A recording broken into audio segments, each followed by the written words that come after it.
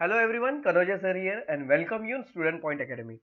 बच्चों, आज के इस वीडियो में हम पढ़ेंगे revolutionary step in surgery. Yes, ये जो लेसन है ये बहुत ही इंटरेस्टिंग है और इस लेसन में हम जानने वाले हैं कि जो सर्जरी होती है उसमें किस तरह के रिवॉल्यूशन आए, किस तरह के बदलाव आए, वो भी कैसे बदलाव आए, स्टेप बाय स्टेप किस तरह से चेंजेस आए वो हम देखेंगे। सर्जरी आने तो आपको पता ही होगा, हमारे बॉडी का यदि अगर कोई पार्ट खराब हो जाता है या तो बॉडी के उतने हिस्से को कट करके उस पार्ट को या तो रिपेयर किया जाता है या बॉडी से निकालकर उसे फेंक दिया जाता है। That is called the surgery.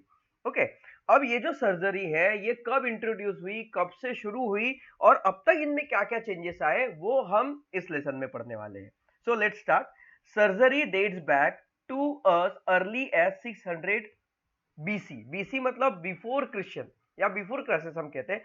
तो ईसा मसीह 600 साल पहले, ईसवी सन पूर्व 600 साल पहले, मतलब before crisis. Before crisis, crisis से भी 600 साल पहले जो सर्जरी थी वो इंट्रोड्यूस हो चुकी थी। उस समय सुसूत्रा सुसूत्रा संहिता is one of the oldest work in the world leading with surgery. सुसूत्रा संहिता ये एक बुक का नाम है, ठीक है। और इस बुक में मेडिसिन के और सर्जरी के बारे में पूरी जानकारी लिखी हुई है और ये जो बुक थी वो बिफोर क्राइसिस 600 ईयर अगो बनाई गई थी, ठीक है। अब सुसूत्रा जो है ये एक बड़े साइंटिस्ट थे। हम इन्हें कह सकते हैं द फादर ऑफ सर्जरी और द फादर ऑफ मेडिसिन। सुसूत्रा फादर ऑफ मेडिसिन या फादर ऑफ सर्जरी थे, जिन्हें हम कह सकते हैं कि दवाइयों के जनक या फिर सर्जरी के फादर। इन्होंने सर्जरी को सबसे पहले इंट्रोड्यूस किया था। इनके बारे में आपने 6th स्टैंडर्ड में एक लेसन भी पढ़ा होगा इनके नाम का। और सुसूत्रा संहिता, इनके नाम के साथ ये जो संहिता वर्ड जुड़ा गया, ये एक बुक का नाम है जिसके बारे में पूरी डिटेल स्टडी है सर्जरी और मेडिसिन को लेकर। सो it indicate that Susutra was probably the first surgeon to perform surgical operation, plastic surgery। और ये जो सुसूत्र संहिता हमें ये बताता है कि जो सुसूत्र थे वो वर्ल्ड के सबसे पहले, सबसे फर्स्ट सर्जन थे और उन्होंने प्लास्टिक सर्जरी की थी।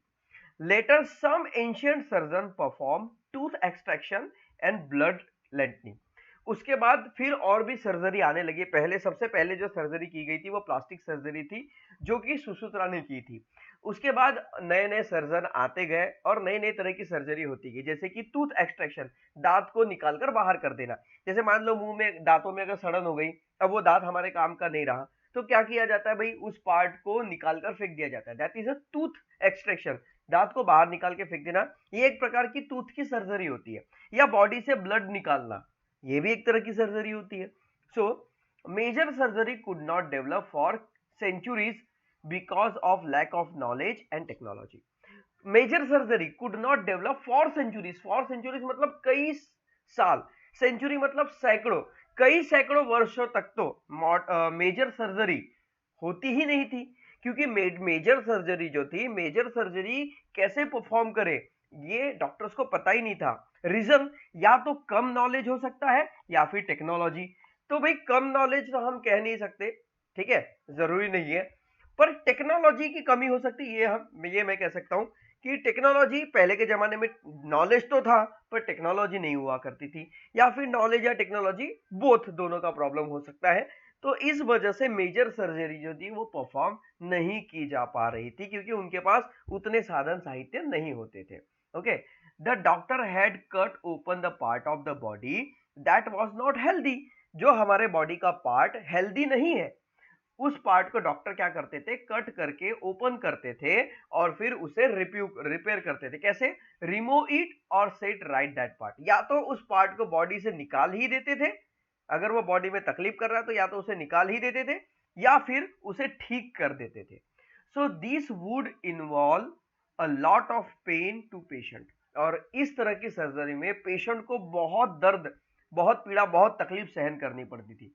General anaesthetics like ether or chloroform developed only for mid 19th century, making painless surgical operation possible and successful। अब देखिए, सर्जरी करने के लिए पेशेंट को एनेस्थेसिया देना बहुत जरूरी है। अगर पेशेंट को एनेस्थेसिया नहीं देंगे तो सर्जरी में डॉक्टर, मान लीजिए बॉडी की किसी पार्ट को कट करता है तो पेशेंट को वो दर्द सहन करना पड़ेगा। एक सुई भी अगर हाथ में चुभ जाए तो कितना पेन होता है, इमेजिन कीजिए कितना पेन होता है ना, एक कांटा चुभ जाए तो कितना पेन होता है। पर डॉक्टर उस पेशेंट के सामने उसको बिना बेहोश किए, बिना एनेस्थेसिया दिए, बिना शून्य की इंजेक्शन लगाए उस समय वो सर्जरी परफॉर्म करते थे। ऐसे समय में जिस पेशेंट ने दर्द को सहन कर लिया वो बच जाता था, कई बार पेशेंट्स की जान चली जाती थी। और जो एनेस्थेसिया है, एनेस्थेसिया तो 19th सेंचुरी में आया, मिड ऑफ 19th सेंचुरी, मतलब 19th और 20th सेंचुरी के बीच में, ठीक है, तब एनेस्थेसिया इंट्रोड्यूस हुआ, तब इस दुनिया में एनेस्थेसिया आया। और उस समय ईथर और क्लोरोफॉर्म, ये दो तरह के एनेस्थेसिया का यूज करते थे, और इसकी मदद से पेनलेस सर्जरी के ऑपरेशन जो है वो पॉसिबल हो सके और सक्सेसफुल भी हो सके। एनेस्थेसिया ने क्या होता है, एनेस्थेसिया मतलब डॉक्टर क्या करते हैं, जब भी किसी पार्ट को का ऑपरेशन करना होता है, या तो पूरी बॉडी के लिए वो जनरल एनेस्थेसिया देते थे या फिर local anaesthesia. General anaesthesia, local anaesthesia क्या होता है कि हम आगे पढ़ेंगे। एनेस्थेसिया मतलब क्या, कि एक इंजेक्शन लगा देना जिससे पेशेंट या तो बेहोश हो जाएगा, या जितने एरिया को ऑपरेशन करना है उतनी एरिया जो है सेंसलेस हो जाएगी, और डॉक्टर आराम से अपनी सर्जरी कर पाएंगे और पेशेंट को बिल्कुल भी दर्द भी नहीं होगा। That is called anaesthesia. Modern techniques are use nowadays for anaesthesia, और आज के जमाने में एनेस्थेसिया के लिए नई नई टेक्निक का यूज किया जा रहा है। देखो, general anaesthesia benumbs the whole body. Benumbs मतलब होता है शून्य कर देना, शून्य कर देना मतलब बॉडी को सेंसलेस बना देना। तो जो जनरल एनेस्थेसिया होता है ना बच्चों, जनरल एनेस्थेसिया वो क्या करता है, एक बार डॉक्टर ने अगर बॉडी में जनरल एनेस्थेसिया दे दिया तो पूरी की पूरी बॉडी जीरो हो जाएगी, सुन्न हो जाएगी। बॉडी में कहीं पर भी कटपट लगाएगा डॉक्टर, पेशेंट को पता नहीं चलेगा। पेशेंट इस पोजीशन में या तो पेशेंट पूरी तरह से बेहोश रहेगा, या जागता भी रहेगा तो भी उसके बॉडी के किसी भी पार्ट को काट दो, कट कर दो, चीरा लगा दो, पेशेंट को पता ही नहीं चलेगा कि उसके बॉडी के कुछ पार्ट को काटा गया है। मतलब सेंसलेस हो जाती है बॉडी, और पेशेंट को बिल्कुल भी दर्द नहीं होता। तो जनरल एनेस्थीसिया मतलब पूरी बॉडी शून्य हो जाना, पूरी बॉडी बिनोब्स हो जाना। And it is use for surgery of any region of the body. और जनरल एनेस्थीसिया का जो यूज होता है वो बॉडी में किसी भी एरिया में कहीं पर भी अगर ऑपरेशन करना हो, बॉडी में कहीं पर भी ऑपरेशन करना हो, जनरल एनेस्थीसिया लगा लो और बॉडी में कहीं पर भी बिंदास ऑपरेशन करो, क्योंकि पेशेंट को पेन नहीं होने वाला। ठीक है, ये कब किया जाता है, जब मेजर प्रॉब्लम होती है पेशेंट को तब। फॉर लोकल एनेस्थेसिया, अब ये लोकल एनेस्थेसिया क्या है देखिए, local anaesthesia are injected into the surgical spot और एन एरिया नियर नर्व्स। मतलब मान लो कि हाथ की सर्जरी करनी है यहाँ पर, तो यहाँ सर्जरी करते समय पेशेंट को तकलीफ ना हो, इसलिए डॉक्टर क्या करेंगे, इसके आसपास एक इंजेक्शन लगा देंगे। तो ये मतलब यहाँ पे इंजेक्शन लगा देंगे तो इसके आसपास का जो एरिया होगा वो पूरा शून्य पड़ जाएगा। यहाँ पर डॉक्टर कितना भी कटपिट लगाएगा पेशेंट को पता नहीं चलेगा, एहसास नहीं होगा, पेन नहीं होगा। या तो ये यहाँ पर इंजेक्शन लगाए या फिर इसके आसपास जो भी नर्व होंगी, नर्स होंगी, वहां पर वो एनेस्थेसिया दे देंगे। That is called a local anaesthesia, जो किसी भी एक स्पेसिफिक पार्ट को ही शून्य करता है। ओके, तो जनरल एनेस्थेसिया और लोकल एनेस्थेसिया दोनों में क्या फर्क है ये आपको समझ में आ गया। इसके बाद, over the year now revolutionary step have been taken different type of complicated surgery and these have made such operation successful over the year now।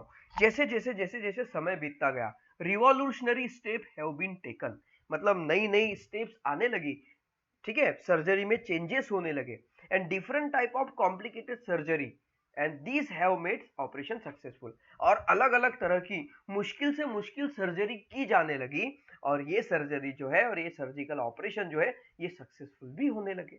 तो आइए जानते हैं इन सर्जरीज के बारे में। Let us start with cardiac surgery. सबसे पहले हम बात करते हैं कार्डिक सर्जरी के बारे में। कार्डिक यानी हार्ट, हार्ट को हम कहेंगे कि जो मेडिकल टर्म्स होता है उसमें कार्डिक कहा जाता है। हार्ट की प्रॉब्लम हो या हार्ट के बारे में हो तो उसे कार्डिक कहा जाता है मेडिकल टर्म्स में। तो कार्डिक सर्जरी मतलब हार्ट की सर्जरी। सो ये बहुत डिफिकल्ट टास्क है।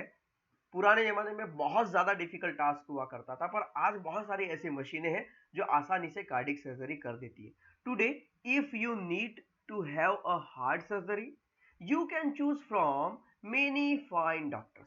मान लीजिए अगर आपके फैमिली में किसी को भी अगर कार्डिक सर्जरी करवानी है तो हमारे पास बहुत सारे ऑप्शन है, इस डॉक्टर के पास जाओ, उस डॉक्टर इस सर्जन के पास, उस सर्जन के पास, यहाँ कराऊं, नागपुर में कराऊं, मुंबई में कराऊं, चेन्नई में कराऊं, दिल्ली में कराऊं, इंडिया के बाहर कराऊं। डिपेंड करता है आपकी कैपेसिटी कितनी है पैसा खर्च करने की। आप उस हिसाब से अच्छा आप डॉक्टर ढूंढते हैं सर्जरी करने के लिए, क्योंकि अब इस जमाने में, आज के समय में बहुत सारे डॉक्टर्स अवेलेबल हैं। However before 1893 this type of surgery was unknown. आपको पता है 1893 के पहले कार्डिक सर्जरी लोगों को पता भी नहीं थी कि क्या होती है। Doctors did not have modern medical tools and procedures. Doctors के पास उस समय मॉडर्न मेडिकल टूल्स ही नहीं थे सर्जरी परफॉर्म करने के लिए, और उनको प्रोसीजर भी पता नहीं थी कि सर्जरी को कैसे किया जाए। ठीक है, essential for the heart surgery, मतलब कि वो जो प्रोसीजर क्या है, हार्ट सर्जरी करना है तो उसके लिए प्रोसीजर क्या है, उसके लिए मेडिकल टूल क्या है, ये ना डॉक्टर को पता थे, ना ही डॉक्टर्स के पास थे, अवेलेबल भी नहीं थे सर्जन के पास। तो उस समय भाई 1983 के पहले हार्ट सर्जरी तो पॉसिबल ही नहीं थी। In those day heart patient were treated with sedatives and they usually did not survive. और उस समय क्या होता था, जो हार्ट पेशेंट होते थे उनको सिर्फ पेन किलर दिए जाते थे।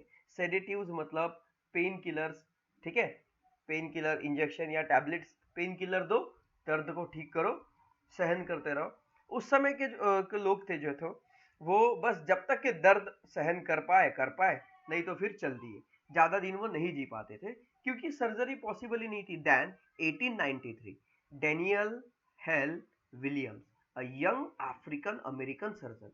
किसकी बात कर रहे हैं हम, डेनियल हेल विलियम्स। तो जो डैनियल विलियम्स जो थे, ये एक यंग जवान अफ्रीकन अमेरिकन सर्जन थे। कौन से सर्जन थे, अफ्रीकन अमेरिकन, थोड़े अफ्रीकन थोड़े अमेरिकन, ठीक है, अफ्रीकन अमेरिकन वो सर्जन थे। Attempt a new medical technique in order to save a patient's life. इन्होंने एक नई मेडिकल टेक्निक अटेम्प्ट की पेशेंट्स की जिंदगी बचाने के लिए। अब देखिए कैसे, a patient James Cornish was suffering from a very serious knife वॉर्म। एक पेशेंट था जिसका नाम था जेम्स कॉर्निश, उनको उनको हार्ट में चाकू लग गया था, ठीक है, एक नाइफ लग गया था। The knife had cut N artery. उस जो नाइफ ने, उस चाकू ने आर्टरी जो थी हार्ट के पास की जो नसें होती है उसको कट कर चुका था, less than an inch from his heart, and puncture the pericardium. मतलब वो जो चाकू था, उस चाकू से जो घाव हुआ था उनके सीने पर, उस चाकू ने आर्टरी को लगभग आधा इंच काट दिया था, आधा इंच आर्टरी कट चुकी थी।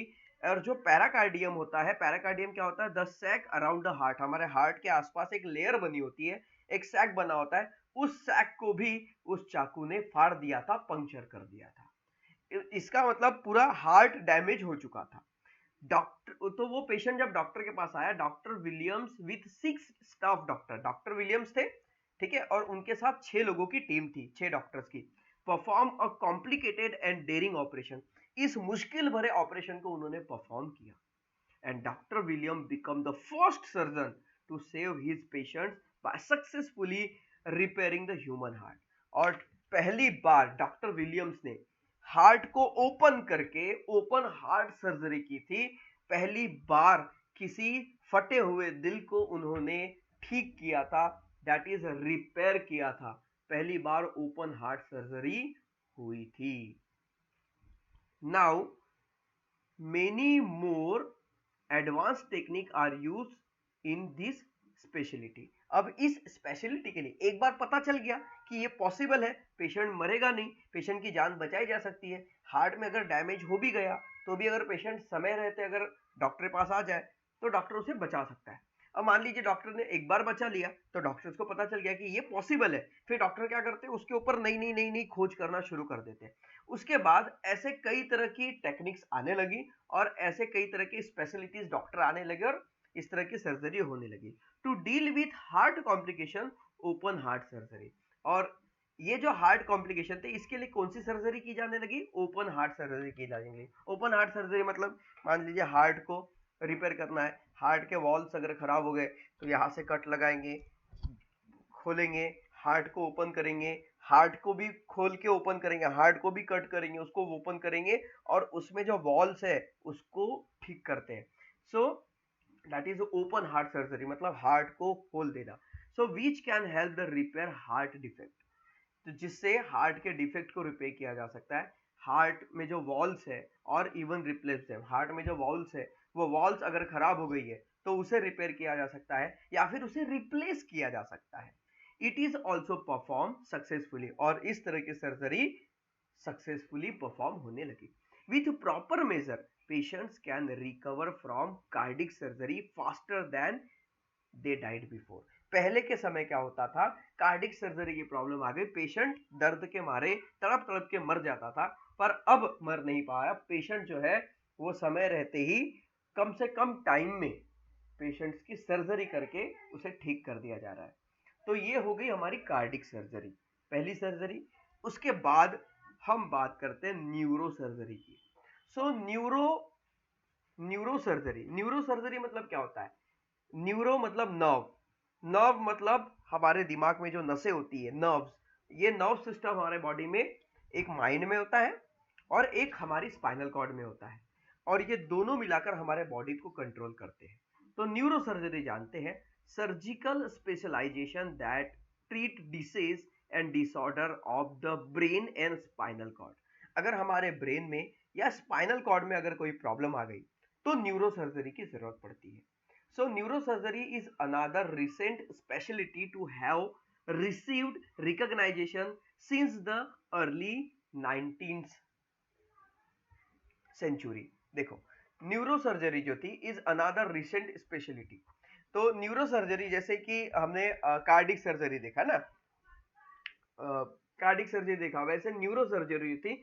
कार्डिक सर्जरी के अलावा न्यूरो सर्जरी थी, वो भी जब पहचानी जाने लगी, रिकॉग्नाइज हुई, इंट्रोड्यूस हुई, कब? 19th सेंचुरी में। ठीक है, 19वीं शताब्दी में न्यूरो सर्जरी आ चुकी थी। It is concern with the treatment of disorder of nerve system, और इसका यूज जो डिसऑर्डर होते हैं नर्व सिस्टम में, जो भी डिसऑर्डर होंगे उसे दूर करने के लिए किया जाता है। जैसे मान लीजिए किसी को अगर पैरालाइज हो गया, ब्रेन पैरालाइज, तो क्या हो जाता है कि हमारे नर्व सिस्टम में कोई तो भी फंक्शन काम करना बंद हो जाता है, जिससे हमारे बॉडी तो सही रहती है पर बॉडी का कुछ हिस्सा काम करना बंद कर देता है। इसका मतलब वो पार्ट सही नहीं है, ऐसा नहीं है, पार्ट एकदम सही है, पर नर्वस सिस्टम काम नहीं कर रहा, और नर्व सिस्टम अगर काम नहीं करेगा तो फिर बॉडी उस पार्ट को मूव नहीं कर पाएगी। आपको पता है जो लोग ड्रिंक करते हैं, ड्रिंक करने के बाद उनकी जो चाल है वो थोड़ी बहक जाती है, तो वो है ना, कभी इधर चला मैं कभी उधर चला। ऐसा इसलिए होता है क्योंकि जो नशा होता है ये हमारे बॉडी के नर्व सिस्टम को डैमेज कर देता है कुछ देर के लिए, कुछ देर के लिए हमारे बॉडी के पार्ट के साथ नर्व सिस्टम का कनेक्शन तोड़ देता है। उससे क्या होता है कि इंसान सीधा चलने की कोशिश करता है पर वो सीधे कदम रख ही नहीं पाता, क्योंकि उसका जो नर्व सिस्टम के साथ जो बॉडी के पार्ट का कनेक्शन है, वो जो नशा है वो उसको करने नहीं दे रहा है, इसलिए वो बहकते बहकते चलता है। वो बॉडी पार्ट उसके पूरे काम कर रहे हैं, सब कुछ ओके है, पर वो कॉन्सेंट्रेट नहीं कर पा रहा है। ठीक है, तो ऐसा ही होता है जब डिसऑर्डर होता है, जब डिसऑर्डर होता है ब्रेन से, अगर कोई नर्व सिस्टम अगर खराब हो गया तो बॉडी का वो हिस्सा काम करना बंद कर देता है, क्योंकि नर्व्स जो है वो अपना सिग्नल वहां तक नहीं पहुंचा पाते, अपना इलेक्ट्रिक सिग्नल वहां तक नहीं पहुंचा पाते, इसलिए बॉडी का वो पार्ट काम नहीं कर पाता। So neurosurgeon operate on the brain, neurosurgeon जो है ये ब्रेन पर ऑपरेट करते हैं। द स्पाइन, स्पाइन पर ऑपरेट करते हैं, या फिर जो नसें होती है, नर्व्स, हमारे बॉडी में जो नसें फैली हुई उस पर काम करते हैं। न्यूरोसर्जन का काम क्या है? ब्रेन को ठीक करना, स्पाइन को या फिर नर्व्स को। They can treat patient of all ages, और जो न्यूरोसर्जन होते हैं वो किसी भी एज के पेशेंट्स को ठीक कर सकते हैं, ट्रीट कर सकते हैं, इलाज कर सकते हैं। From the new born to elderly, नए नवजात शिशु, जो बच्चा अभी अभी पैदा हुआ है, उससे लेकर बूढ़े से बूढ़े व्यक्ति तक न्यूरोसर्जन इलाज कर सकते हैं हु हैव सफर्ड स्ट्रोक। अगर उन्हें किसी भी तरह का स्ट्रोक आया हुआ है, या हार्ट से रिलेटेड स्ट्रोक है, या फिर बॉडी में कोई भी स्ट्रोक हो जिससे बॉडी के कुछ पार्ट काम ना कर रहे हो, तो जो न्यूरोसर्जन है वो ये ठीक कर सकते हैं, उनका इलाज कर सकते हैं, चाहे वो अभी अभी पैदा हुआ बच्चा हो या फिर कितना भी बूढ़ा व्यक्ति क्यों ना हो। हार्वी कशिंग, अब यहां पर देखिए Harvey Cushing 1869 to 1939 is considered to be the father of modern neurological surgery। अब देखिए इनको कहा जाता है मॉडर्न न्यूरोलॉजिकल सर्जरी के फादर। भाई क्यों कहा जाता है, इनके बारे में पढ़ते हैं। क्यों कहा जाता है इन्हें कि मॉडर्न न्यूरोलॉजिकल सर्जरी तब भी थी, पर 1869 से 1939 इस समय में जो कुशिंग्स थे, हार्वी कुशिंग जो थे, इन्होंने 20वीं सेंचुरी में कुछ ऐसा कर दिखाया कि modern modern neurological surgery introduce हुई और वो उसके जनक उनके फादर बन गए। So in the early part of 20th century, 20वीं शताब्दी के पहले, ही develop basic technique and instrument for operating on the brain as a distinct surgical specialty. 20वीं शताब्दी के पहले उन्होंने कुछ ऐसी टेक्निक्स डेवलप की, कुछ ऐसे इंस्ट्रूमेंट बनाए जो ब्रेन के ऑपरेशन के समय काम आए, और जो सर्जरी है जो सर्जिकल है, जो सर्जरी है, वो आसानी से हो सके। Cushing dramatically reduce the mortality rate of neurosurgery from 90% to less than 10%। Mortality rate का मतलब होता है डेथ रेशो, यहाँ पे देखिए डेथ रेट, ऐसा मतलब ऐसा रेट जिसमें पेशेंट मर जाता है। तो उस समय जब सर्जरी हुआ करती थी, ब्रेन की सर्जरी बच्चों जब हुआ करती थी, उस समय कई पेशेंट मर जाते थे, बच नहीं पाते थे, ठीक है। पर जो हार्वे कशिंग है, उन्होंने कुछ ऐसा किया, सर्जरी को कुछ इस तरह से इन्वेंट किया, कुछ इस तरह से सर्जरी करना शुरू किया कि जो डेथ रेशो था, 100 में से 90 लोग मर जाते थे, 10 लोग बच जाते थे, अब उनकी सर्जरी से 100 में से 10 लोग ही मर पा रहे, 90 लोग को बचा पा रहे। मतलब ये जो 90% का जो मरने का जो रेशो था, वो 10% तक उन्होंने ला दिया था। So by the time of his retirement, जब वो रिटायर हुए 1937 में, he had successfully removed more than 2000 tumours. 1939 में जब वो रिटायर हुए, तब तक उन्होंने 2000 ट्यूमर्स पर इलाज कर चुके थे, 2000 ट्यूमर्स लोगों के ब्रेन से निकाल चुके थे, इतने सक्सेसफुल वो डॉक्टर थे। The main reason that mortality rate had been so high before was blood loss. पहले के समय में क्या होता था कि जैसे ब्रेन को ओपन किया, ट्यूमर निकाल रहा है, तो उस समय क्या होता था, बहुत बहुत सारा ब्लड बॉडी से निकल जाता था, और ब्लड बहुत ज्यादा लॉस हो जाने की वजह से पेशेंट मारा जाता था। Among Cushing significant achievement are method to develop steam these blood loss.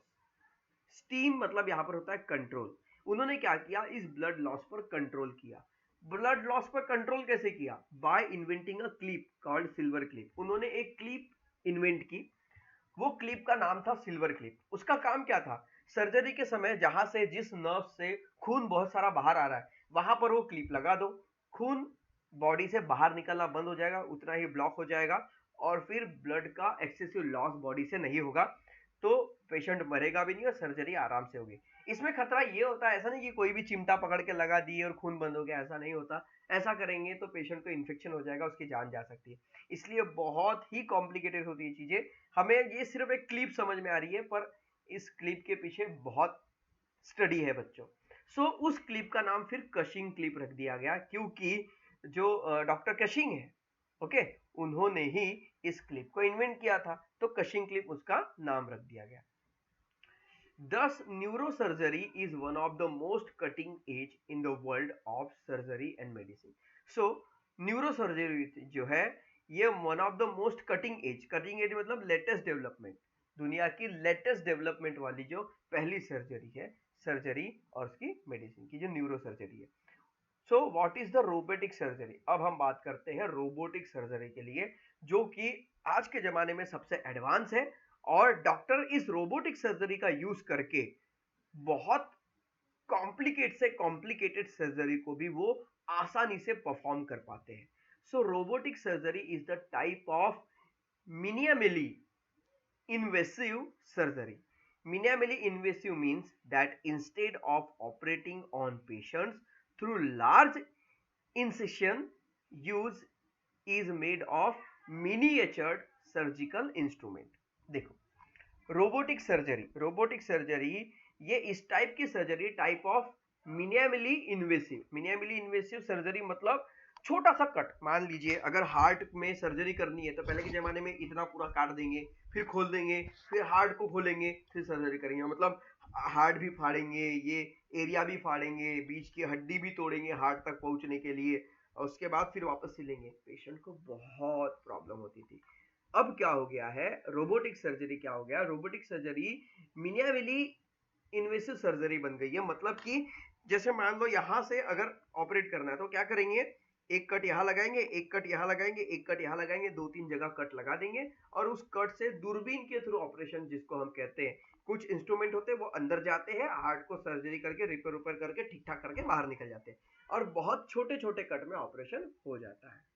So minimally inverse means that instead of operating patients to large incision, मतलब incision मतलब कट, तो minimally का मतलब है कि पेशेंट को बड़ा कट ना करते हुए use is a mode of miniature surgical instrument. मतलब मिनिएचर्स मतलब मेड वेरी स्मॉल साइज, छोटे छोटे स्मॉल साइज के कट लगाकर ऑपरेशन सक्सेसफुल कर देना, that is a robotic surgery that fit through the series quarter inch incision. मतलब वो जो कट जो लगाते थे, जैसे मान लो 1 इंच, 1 इंच आपको पता है कितना बड़ा होता है, 1 इंच ये मान लो ये हो गया, तो आधा इंच ये हो गया, क्वार्टर इंच क्या होगा, ये वाला इतना हिस्सा। तो क्या करता है डॉक्टर, बस छोटा सा कट लगाकर पूरा का पूरा ऑपरेशन कर देते हैं। So when performing surgery with डा विंसी, जब डॉक्टर डा विंसी की मदद से सर्जरी करते हैं, डा विंसी एक मशीन है जिसके 4 हाथ होते हैं, जिसमें 3 हाथ में इंस्ट्रूमेंट होते हैं और चौथे हाथ में कैमरा होता है, जिसकी मदद से डॉक्टर जो है वो सर्जरी करते हैं। आइए आपको दिखाते हैं। ये देखिए आपको एक इमेज दिख रही है, ये है डाविंसी ये मशीन है, और इसमें देखिए 4 आर्म्स है इसके, 1 2 3 4, इसके चार में से 3 हाथ जो होते हैं, 3 आर्म्स जो होते हैं, 3 आर्म्स में छोटे छोटे इंस्ट्रूमेंट लगे होते हैं। यहाँ पर देखिए ये इंस्ट्रूमेंट, देखिए ये पेशेंट के बॉडी के अंदर जा रहे हैं, ये देखो ये जो इंस्ट्रूमेंट है यहाँ पर जो आपको दिख रही है, ये इंस्ट्रूमेंट पेशेंट के बॉडी के अंदर जा रहे हैं। ये इंस्ट्रूमेंट, इसमें तीन तीन होते हैं, और एक जो होता है उसमें हाई डेफिनेशन का कैमरा लगा होता है, जो कि पेशेंट को मतलब डॉक्टर्स को पूरी इंफॉर्मेशन देते रहता है कि सर्जरी किस तरह से हो रही है। ये होती है डाविंच मशीन। ओके, आइए इसके बारे में और डिटेल में पढ़ते हैं। So the world's most advance surgical robot, these miniatured instrument are mounted on 3 separate robotic arms. ये जो मशीन होती है इनमें 3 सेपरेट रोबोटिक आर्म्स होते हैं, allowing the surgeon maximum range of motion and precision. वो जो डॉक्टर जो होता है, मतलब सर्जन मतलब डॉक्टर जो सर्जरी कर रहे होते हैं, ठीक है, उन्हें क्या एक्यूरेसी मिलती है सर्जरी करने में। मतलब पहले डॉक्टर क्या होते थे कि जब कट फिट लगाते थे, कट लगाने पर डॉक्टर को सारी चीजें ना पर्सनली सामने होने के बाद भी क्लियर नहीं होती थी, पर मशीन के थ्रू क्या हो रहा है, यहाँ पर हाई डेफिनेशन एचडी कैमरा है, 3D कैमरा है, जो सभी एंगल से उस पार्ट को दिखाता है और आसानी से उसकी सर्जरी की जा सकती है। डा Vinci fourth arm contain a magnified high definition 3D camera. डा विंसी के चौथे आर्म्स में एक 3D कैमरा होता है that guide the surgeon during the procedure. जब सर्जरी की प्रोसीजर चलती है उस समय वो जो कैमरा होता है वो डॉक्टर को गाइड करता है। The surgeon control this instrument and the camera from a console. और ये जो इंस्ट्रूमेंट होता है, मतलब सर्जन क्या करता है, इस इंस्ट्रूमेंट को कंट्रोल करता है। Okay, instrument and the camera from console. और कंसोल मतलब क्या होता है, डॉक्टर का कैबिन, देखो console, a combination of display input device and a control mechanism use for controlling robot को कंट्रोल करने के लिए एक ऐसा डिस्प्ले होता है जिसके अंदर डॉक्टर को पूरा दिखता है। मान लीजिए अगर आप वीडियो गेम खेल रहे हैं तो आपके हाथ में रिमोट होता है, आप जब खेलते खेलते आपको ऐसा लगता है कुछ देर बाद कि आप खुद टीवी के अंदर चले गए हो और आप खुद गाड़ी चला रहे हो या खुद फाइटिंग कर रहे हो, आपको वो रियल में फील होने लगता है। दैट इज डॉक्टर के साथ भी यही होता है। ये जब उस मशीन के अंदर जो उस डिस्प्ले में जब वो देखते हैं तो उन्हें ऐसा लगता है कि मैं खुद उस पेशेंट्स के बॉडी के अंदर जा चुका हूं और अपने हाथों से उसे ठीक कर रहा हूं। इस तरह की फीलिंग्स डॉक्टर्स की होती है। मतलब बहुत ही 3D डायमेंशनल में, बहुत ही एचडी डायमेंशनल में, बहुत ही एचडी तरीके से उन्हें वो पिक्चर क्लियर हो जाती है और इजीली वो सर्जरी कर लेते हैं। ठीक है। To operate all four arms da Vinci while looking through the stereoscopic high definition monitor. Doctor क्या करते हैं, स्टेरियोस्कोपिक हाई डेफिनेशन मॉनिटर में देखकर उस सर्जरी को परफॉर्म करते हैं। अब ये क्या है, आइए इसका भी इमेज मैं आपको दिखाता हूं। अब ये देखिए बच्चों, ये जो इमेज है आपके सामने, ये है स्टेरियोस्कोपिक। ये जो रहा, ये जो आपको दिख रहा है, ये जो मशीन, ये वो मशीन है ठीक है, जिसके 4 आर्म्स होते हैं जो सर्जरी करती है। और ये होता है वो डिस्प्ले वाला मॉनिटर, जिसमें डॉक्टर को दिखता है, उनके हाथ में ये कंट्रोल होता है और इस कंट्रोल की मदद से वो इस मशीन को ऑपरेट करते हैं। ठीक है, डॉक्टर जो है इस हाथ, ये जो हाथ में कंट्रोल होता है, इसकी मदद से इस मशीन को ऑपरेट करते हैं और पेशेंट का ऑपरेशन करते हैं। इसमें बैठकर डॉक्टर पूरी पेशेंट्स के बॉडी को देखते हैं और यहाँ से इस ये जो आर्म्स होते हैं इसको वो कंट्रोल करते हैं और आसानी से सर्जरी परफॉर्म कर लेते हैं। इसे कहते हैं stereoscopic high definition monitor. The robot literally the robot literally places the surgeon inside the patient। मतलब रोबोट जो है लिटरली प्लेस द सर्जन, मतलब रोबोट, एक तरह से रोबोट डॉक्टर को पेशेंट के अंदर भेज देता है, ऐसा समझिए। जैसे हमें गेम खेलते समय फील होता है वैसे, और डॉक्टर्स आसानी से सर्जरी कर पाते हैं। This gives him a better more detail 3D view of operating site. और ये जो डिटेल है डॉक्टर को डिटेल में मतलब ये जो पेशेंट के बॉडी की जो पूरी जानकारी डॉक्टर को 3D व्यू में मिलती है और परफेक्ट ऑपरेटिंग साइट के बारे में पूरी जानकारी मिलती है। Then the surgeon I can provide every movement he make with the master control is replicated accurately by the robot। और replicated मतलब made an exact copy, मतलब कि क्या होता है कि परफॉर्मिंग तो मशीन कर रही है पर मशीन को कंट्रोल कौन कर रहा है, डॉक्टर। तो डॉक्टर क्या करते हैं, जिस तरह से वो इंस्ट्रूमेंट को कंट्रोल करेंगे, इंस्ट्रूमेंट उस तरह से काम करेंगे और आसानी से सर्जरी हो जाएगी। The surgeon can even change the scale of robot movement. Surgeon जो है वो रोबोट के मूवमेंट की स्केल को भी चेंज कर सकता है, क्योंकि अब यहाँ पे देखो कंट्रोल छोटे छोटे हैं पर मशीन बहुत बड़ी बड़ी है, बराबर है। So if he select the 3:1 scale, doctor जो है वो स्केल भी चेंज कर सकता है, 3:1 स्केल कर सकता है। मतलब कैसे, the tip of the robot arms will move just 1 inch for every 3 inches. मतलब डॉक्टर अगर अपना हाथ, डॉक्टर ने अगर मशीन को सेट कर दिया 3:1 स्केल, तो डॉक्टर जब अपना हाथ 3 इंच हिलाएंगे तब मशीन अपना हाथ सिर्फ 1 इंच मूव करेगी। दैट इज स्केल को चेंज करना। तो इस तरह से स्केल भी चेंज की जा सकती है रोबोटिक मशीन की दैट सर्जन हेड मूव्स। जैसे जैसे डॉक्टर के हैंड मूव्स करेंगे वैसे वैसे वो मशीन भी मूव करेगी और इजीली ऑपरेशन कर देगी।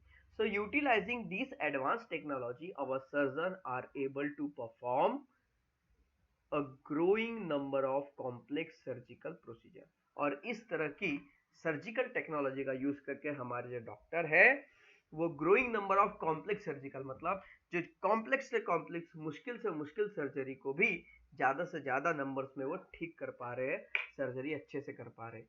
Since this procedure can now be perform through very small incision. और ये जो सर्जरी है छोटे छोटे इंसिक्शन, मतलब छोटे छोटे कट लगाकर ही ये सर्जरी की जाती है आसानी से।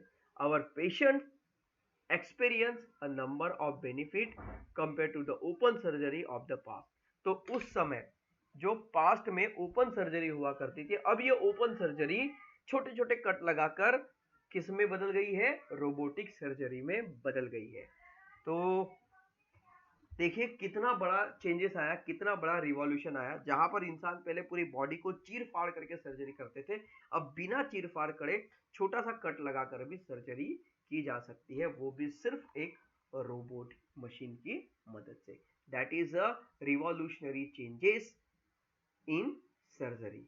उम्मीद करता हूँ आपको ये लेसन पूरी तरह से जरूर समझ में आ गया होगा और इस लेसन के हर एक मीनिंग आपको क्लियर हो चुके होंगे।